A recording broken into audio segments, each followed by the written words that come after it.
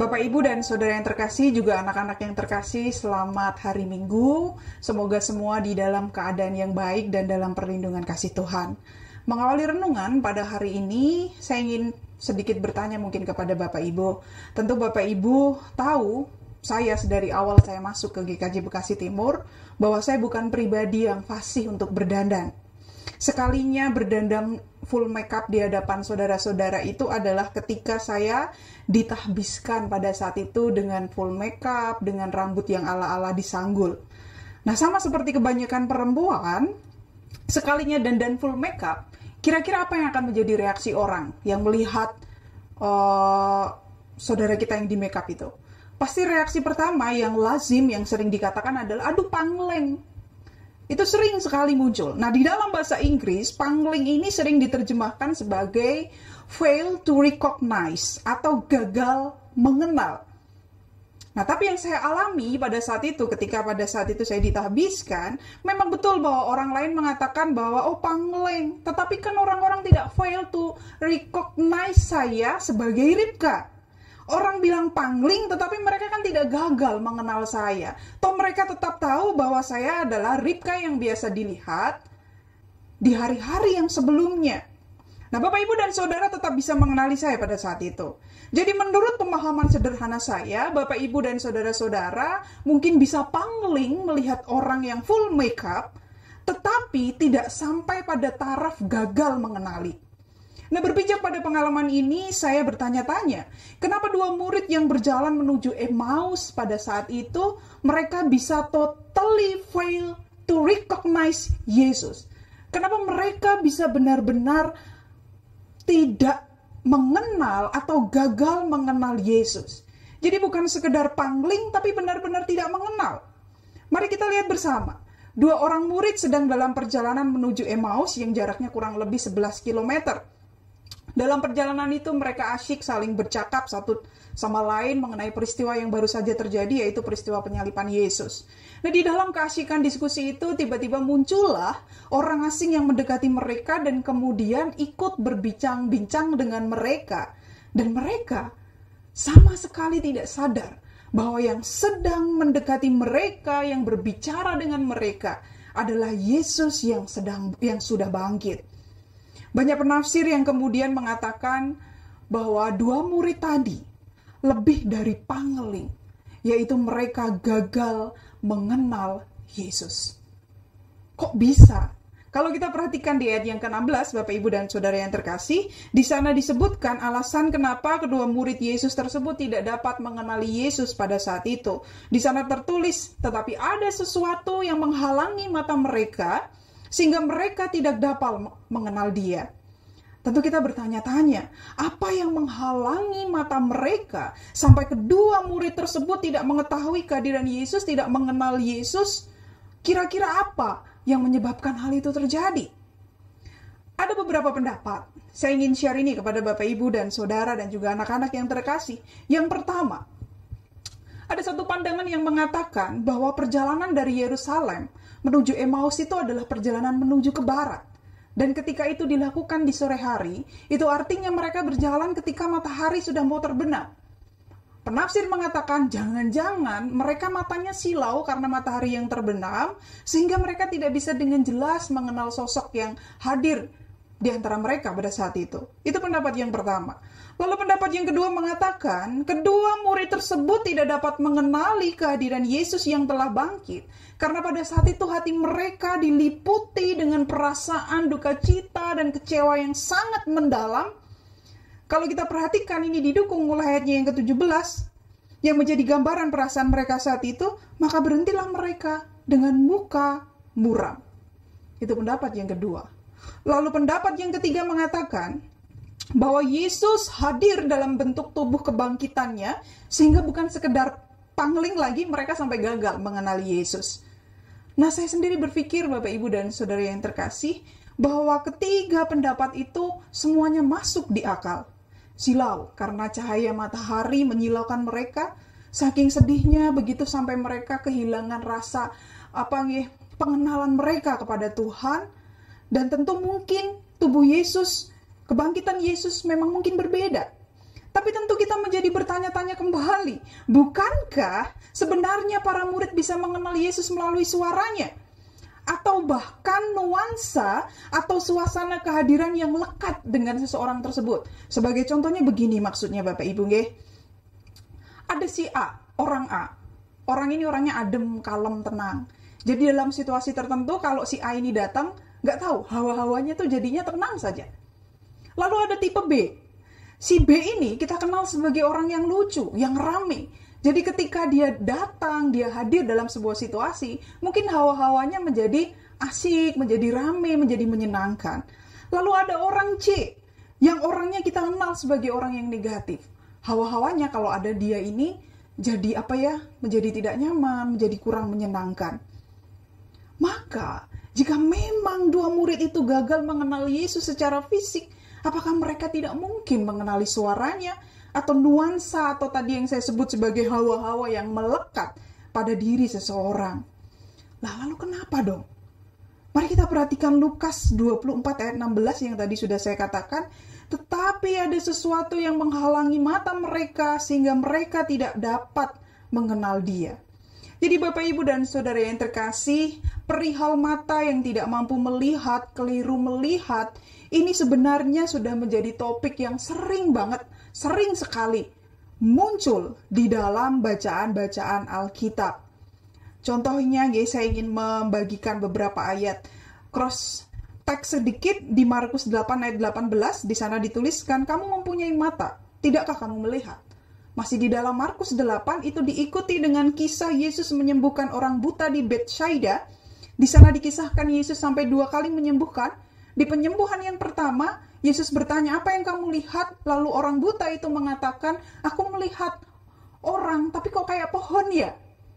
Baru setelah itu Yesus menyembuhkan kedua kalinya, baru ketika disembuhkan kedua kali itulah orang tersebut yang buta tadi akhirnya bisa melihat dengan jelas.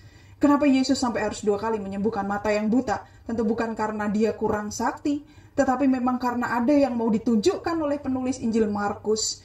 Si buta ini menjadi gambaran para murid dan orang-orang yang mengikuti Yesus pada saat itu. Mereka melihat Yesus, tetapi pengenalan mereka akan Yesus itu kurang tepat. Ada yang keliru dengan mata mereka, ada yang keliru dengan cara mereka melihat Yesus. Dan berpijak dari kisah-kisah itu, saya rasa alasan mengapa para murid gagal untuk mengenal Yesus yang berjalan bersama dengan mereka adalah karena masalah penglihatan. Masalah mata rohaninya, mereka mengalami kebutaan rohani.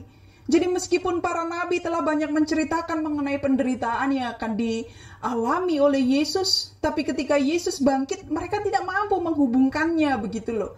Kalau kita perhatikan juga di Markus itu, Yesus berapa kali berkisah mengenai penderitaan-penderitaan yang akan dialami. Tapi begitu itu terjadi, para murid tidak mampu menghubungkan cerita itu. Bapak, Ibu, dan Saudara yang terkasih, mungkin saja orang-orang berpikir harusnya kan Yesus itu begini. Harusnya Yesus membawa kemenangan. Harusnya kan dia mengalahkan Romawi. Harusnya kan dia melepaskan kami dari bangsa Romawi dan memberikan kami kelegaan. Jadi kemenangan versi murid dengan kemenangan yang dibawa Yesus itu tidak sinkron. Dan itulah yang menutup mereka selubung. Itu menyelubungi pikiran mereka, menutup mata rohani mereka, dan terjadilah kebutaan rohani itu tadi. Dan apa yang dilakukan Yesus dalam situasi ini? Terhadap kedegilan hati dan pikiran murid-muridnya, Yesus menegur mereka dengan keras. Hai orang bodoh, betapa lambannya hatimu sehingga kamu tidak percaya segala sesuatu yang telah dikatakan para nabi. Bukankah Mesias harus menderita semuanya itu untuk masuk ke dalam kemuliaan? Nah, ini juga unik Bapak, Ibu, dan Saudara yang terkasih dan juga anak-anak yang dikasih oleh Tuhan. Coba saudara bayangkan, saudara sedang asyik berbicara, lalu tiba-tiba ada orang asing yang datang, mengatai saudara sebagai orang bodoh. Apa respon pertama selain marah? Tentu saudara akan menengok kan, siapa tadi yang bilang seperti itu? Dan saudara akan perhatikan baik-baik wajah itu orang. Berani-beraninya kamu ngatain aku bodoh, kenal juga kagak kan begitu. Tetapi meskipun sudah ditegur begitu, kedua murid Yesus tersebut tetap tidak menyadari bahwa orang asing yang sedang menegur dan berbicara dengan mereka adalah Yesus. Parah nih Bapak, Ibu, dan Saudara yang terkasih. Itu artinya selubung yang menghalangi mata batin, mata rohani, pikiran mereka itu sudah sedemikian tebalnya. Dan inilah yang sering terjadi di dalam kehidupan kita. Setelah saya renung-renungkan, kadangkala kehidupan kita juga demikian kok. Dalam perjalanan ke Emmaus, Yesus mengajar 2 murid, tapi mereka tetap tidak mengenal Yesus.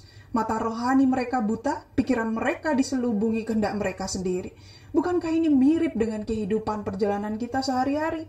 Kita ini kan sedang berjalan dalam kehidupan ini. Sebuah perjalanan yang kadang mudah, tapi seringnya juga tidak mudah. Yang kadang ringan, tapi juga seringnya itu tidak gampang begitu loh untuk dijalani. Kita berteriak, kita mengeluh kepada Tuhan. Kenapa Tuhan tidak tolong saya? Kenapa Tuhan tidak menemani saya? Tapi yakinkah saudara bahwa Yesus tidak hadir? Yakinkah saudara bahwa Yesus tidak sedang berjalan bersama saudara seperti Yesus yang mendampingi 2 orang yang menuju Emmaus tadi? Atau sesungguhnya seperti 2 murid tadi yang fail to recognize, yang gagal mengenal Yesus, kita sebenarnya juga gagal mengenali kehadiran Dia di sepanjang perjalanan kita. Seperti para murid yang sudah mendengar ajaran nabi-nabi, tapi begitu pemenuhannya terjadi dalam diri Yesus, mereka gagal menghubungkannya. Bukankah kita juga dijanjikan penyertaan, pemeliharaan, tetapi begitu penderitaan itu muncul sebagai salah satu cara untuk memenuhi janji penyertaan dan pemeliharaan Tuhan, kita gagal menghubungkan itu, bahkan kemudian menolaknya sebagai sesuatu yang jahat yang seharusnya tidak kita alami. Ataukah sama seperti pikiran orang-orang saat itu? Yesus harusnya kan bisa menjadi Mesias yang mengalahkan Romawi dengan cara yang luar biasa. Sehingga kemudian dalam kaitannya dengan perjuangan atau perjalanan kehidupan kita yang berat ini, maka kita menjadi berpikir, Dia kan seharusnya juga bisa memberikan aku mukjizat yang menggelegar. Dan dengan demikian, oh saya baru tahu itu pekerjaan Tuhan. Ya itu kan pemikiran kita. Itu kan idealnya yang kita inginkan, keinginan kita. Seperti para murid tadi yang juga punya idealisme mereka, kehendak mereka sendiri. Tapi kalau itu yang kita pegang kuat-kuat, maka mata rohani kita, pikiran kita akan diselubungi kehendak kita sendiri. Dan bahkan kalaupun Yesus hadir dengan caranya dan bukan dengan cara kita, maka kita menjadi kesulitan untuk mengenal Dia. Bapak, Ibu, dan Saudara yang terkasih, bagaimana jika ternyata Yesus itu hadir dalam perjalanan kita sebagai orang-orang yang kondisinya juga buruk? Bagaimana jika ternyata Yesus itu sudah hadir dalam perjalanan saudara dan saya melalui saudara-saudara yang hadir dan menguatkan, menolong, dan mendoakan kita? Jangan-jangan Yesus datang menemani kita dalam perjalanan kehidupan kita itu dalam rupa-rupa yang demikian. Tapi kita menolaknya sebab kita terlalu asyik dengan pikiran saya sendiri, dengan pikiran kita sendiri, dengan pikiran saudara-saudara sendiri. Jangan-jangan itulah Yesus, tetapi kita yang tidak mengenali kehadirannya. Karena Yesus yang saya tahu bukan seperti itu. Seharusnya kalau Dia Tuhan, Dia lakukan yang luar biasa, Dia berikan mukjizat yang luar biasa. Atau bagaimana jika Yesus ternyata datang dalam rupa orang asing? Apakah kita akan mengenali Dia?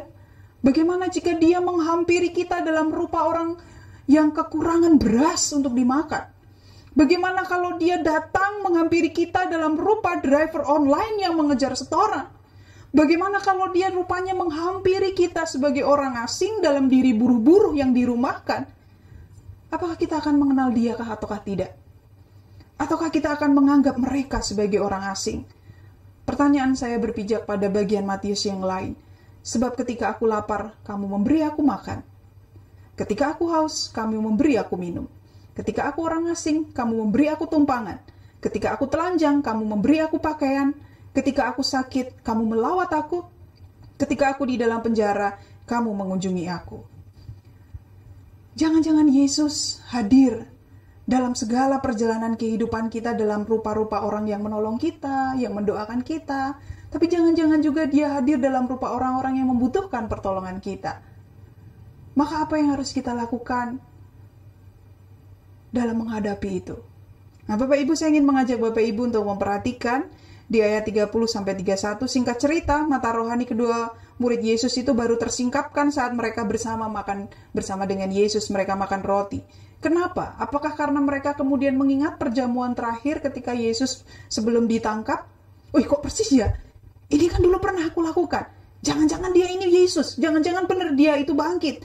Bisa jadi. Tapi saya ingin sedikit mengajak untuk agak mundur ke belakang, Bapak Ibu. Bukankah undangan untuk makan bersama adalah bentuk keramahan? Jadi pengenalan akan orang asing akan diri Yesus yang bangkit dan terasa asing bagi kita itu hanya bisa terjadi ketika kita dengan segala hospitality, dengan segala keramahan, kita membuka diri kita untuk Yesus yang asing bagi kita itu masuk, kita merengkuh dia di dalam keramahan. Dan dari situ kita kemudian memasuki relasi yang hangat satu sama lain. Di dalam kehidupan sehari-hari, kita sering tidak peka dengan keadaan orang asing yang berada di tengah-tengah kita. Padahal pada saat itu Yesus juga datang sebagai orang asing. Mata hati kita sering tertutup rapat, sehingga kita tidak mampu melihat kehadiran Kristus yang tersembunyi di dalam berbagai penderitaan dan kesusahan orang-orang asing di sekitar kita. Bukankah kebangkitan Kristus seharusnya juga melahirkan pribadi yang baru bagi kita? Karena kamu telah dilahirkan kembali bukan dari benih yang fana, tetapi dari benih yang tidak fana, yaitu firman Allah yang hidup dan kekal. Oleh karena itu, mari Bapak, Ibu, dan Saudara yang terkasih, kiranya kita juga diubahkan, dan kiranya kita juga memahami bahwa dia senantiasa hadir kok di dalam segala langkah perjalanan kita. Dia bisa hadir sebagai siapapun sebab dia Tuhan. Yang terpenting adalah mari kita membuka hati kita, dan biarkan dengan segala keramahan kita juga menyambut Kristus. Kita menyambut orang asing, orang yang memerlukan kita, karena dengan demikian kita juga sudah menyambut Kristus yang bangkit. Ada satu buah lagu yang kiranya ini bisa menjadi teman dalam perjalanan kita berjumpa dengan Yesus. Saya ingin sedikit menyampaikan, lagu ini diciptakan oleh salah satu jemaat di Karawang, Pak Anton. Beliau mengirimkan kepada saya dan menginginkan untuk ini bisa saya nyanyikan, tapi saya memutuskan untuk ingin share ini juga kepada Bapak, Ibu, dan Saudara. Kiranya ini juga menjadi satu kekuatan untuk kita semua. Saya sudah izin pada yang punya lagu, dan kiranya lagu ini juga bisa memberkati kita. Tuhan yang menolong. Amin.